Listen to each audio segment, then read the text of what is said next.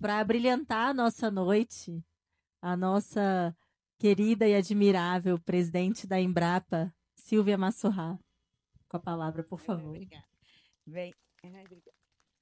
Bem, boa noite a todos e a todas. Primeiramente, eu queria agradecer a oportunidade de estar aqui, né, batendo um papo sobre ESG, né, com esses painelistas, cumprimentando aqui o deputado e todos os painelistas aqui presentes.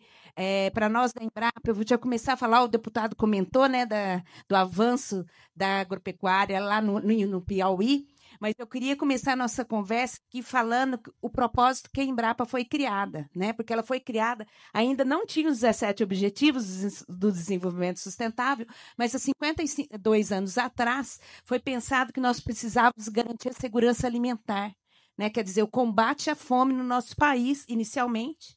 E a Embrapa foi criada com essa missão tão nobre que nos dá tanto orgulho, né, de gerar, de contribuir com a produção de alimentos, inicialmente no nosso país, mas em 50 anos, nós, além de contribuirmos para diminuir a insegurança alimentar no nosso país, a gente tem a missão de ajudar a garantir a segurança alimentar no mundo todo, né? Mas e hoje, né? Qual que é por que a gente está aqui falando de sustentabilidade, né? Vocês viram vários dos meus colegas aqui que a gente tem pensado na sustentabilidade de uma maneira 360 graus na Embrapa. Então, vocês viram a questão do SD na prática, que a Marisa, a diretora Selma, estiveram aqui falando, o Anderson falando no nosso programa Bem Diverso, que há mais de 7 anos, né, que a gente trabalha na Embrapa, pensando nas comunidades tradicionais. É importante dizer que a Embrapa ela é uma empresa pública ligada ao Ministério da Agricultura e Pecuária e ela trabalha, a gente fala literalmente de A a Z, de açaí a zebu. Então, quando fala que a Embrapa trabalha só para o agroempresarial,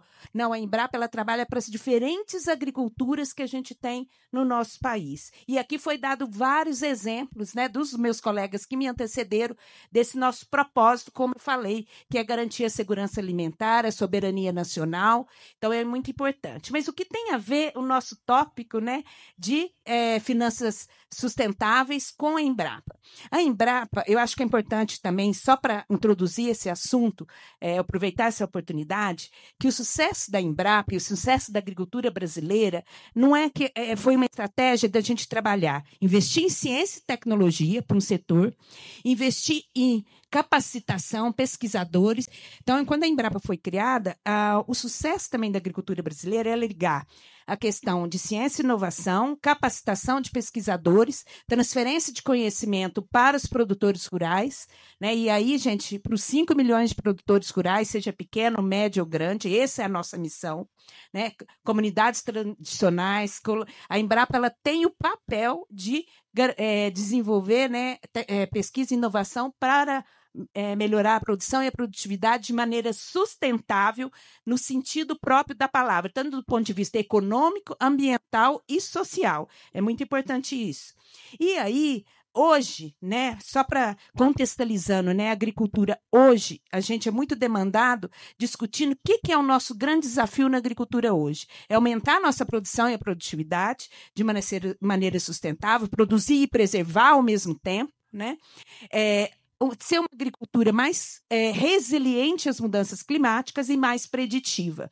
Para isso, nós temos que trabalhar com essas diversas agriculturas. E quando eu falo que a gente trabalhou com ciência, uma estratégia de país, com ciência, capacitação e políticas públicas associadas, para incentivar os produtores rurais a usar práticas mais sustentáveis.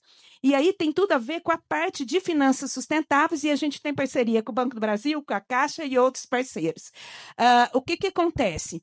A Embrapa, só para dar uma ideia para vocês, com essa visão de uma agricultura hoje, que ela avançou, ela não é só para produção de alimentos, mas produção de energia, fibras, energia, tudo isso ligado à nutrição, saúde, a questão de gastronomia, turismo, tudo isso hoje conectado, vendo uma visão mais multifuncional e pensando na sustentabilidade nas 3 dimensões, a gente tem trabalhado como que a gente pode usar o nosso conhecimento, dados e informações para melhorar, né, a garantir a segurança alimentar de maneira sustentável. Como?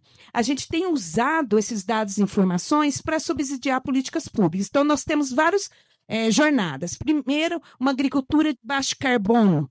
Temos trabalhado levantando, seja para o açaí no Pará, sistema agroflorestal, seja com a soja, seja com o gado de corte, ou suínos e aves, ou você trabalhar com a pesca, a gente tem que pensar nessa agricultura de baixo carbono. Como que a gente pode, cada vez mais, usar os dados e informações que a gente coletou e trabalhar com essa agricultura de baixo carbono. Esse é um roadmap que a gente tem trabalhado, e aí a gente incentiva desde tecnologias, como a produção de, como trabalhar com bioinsumos, produtos de base biológica, como trabalhar com sistemas integrados, como trabalhar com, por exemplo, tratamento de resíduos nas propriedades. Então, isso envolve uma série de tecnologias, e aí dentro do programa de baixo carbono do Ministério da Agricultura, uma parceria com os bancos para a gente poder incentivar essa questão.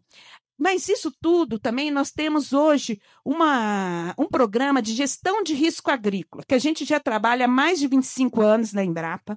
A gente construiu uma jornada pensando a partir de desenvolvimento de tecnologias para adaptação a mudanças climáticas, e a partir de dados climáticos, a gente pode, no futuro, contribuir com o mercado de carbono, pagamento de serviços ambientais para o produtor rural.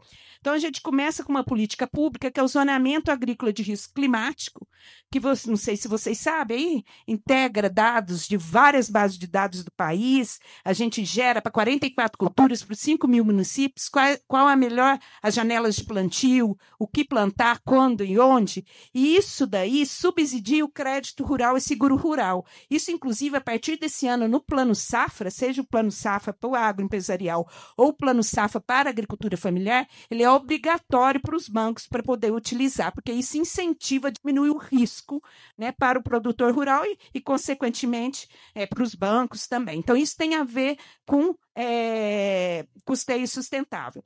Depois, nessa jornada, a gente está falando do plano de agricultura de baixo carbono, de bioeconomia, como eu falei, produtos de base biológica, e a gente vai migrando aí, pensando em outras políticas públicas.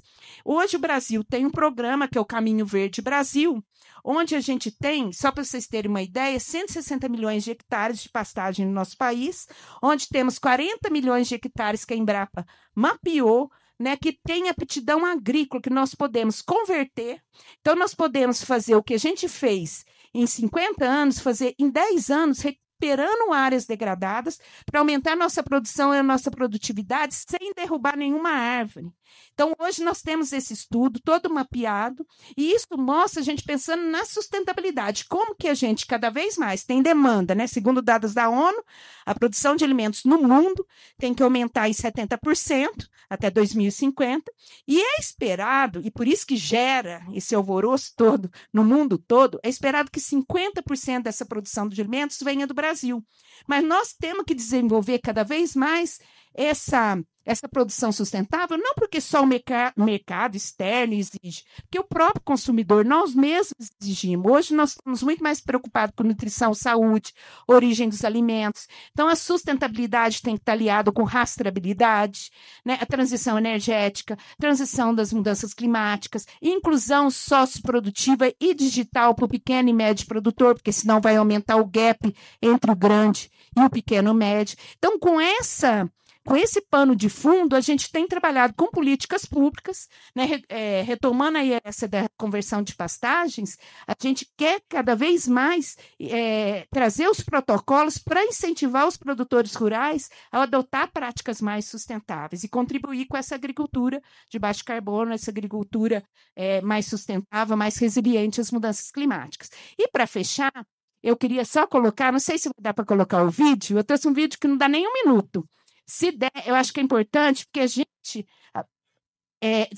só antes de colocar, só explicar, a gente tem a COP30 aqui no nosso país, que a gente vai estar discutindo toda essa questão, né, da mudança climática, e a Embrapa, ela trabalhou numa jornada pelo clima, né? Então, a Caixa vai estar com a gente lá na AgriZone, né? A gente criou uma área onde a gente vai mostrar essas tecnologias. E lá vai ter o pavilhão da sociobiodiversidade, vai ter um sistema com pequeno produtor, né? Nós vamos ter lá o sistema integração lavoura, pecuária, floresta, mas nós vamos ter o sisteminha, que é um outro sistema para o pequeno produtor.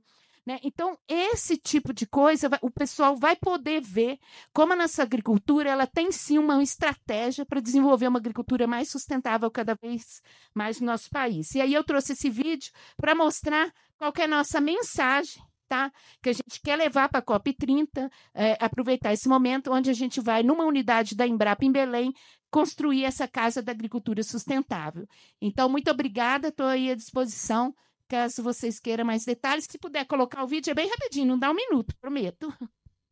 Pode ligar.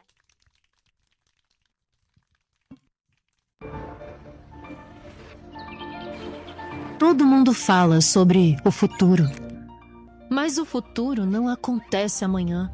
Ele começa todos os dias. Com o que a gente acredita, com o que a gente transforma. A mudança climática é real. Impacta nossas florestas, águas, alimentos. Já estamos enfrentando essa emergência.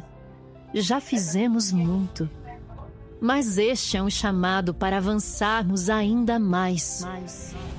E é por isso que a ciência importa. Para fazer do conhecimento um caminho e da agricultura uma resposta. Essa é a hora de unir forças. Somos a Embrapa. E essa é a nossa jornada pelo clima.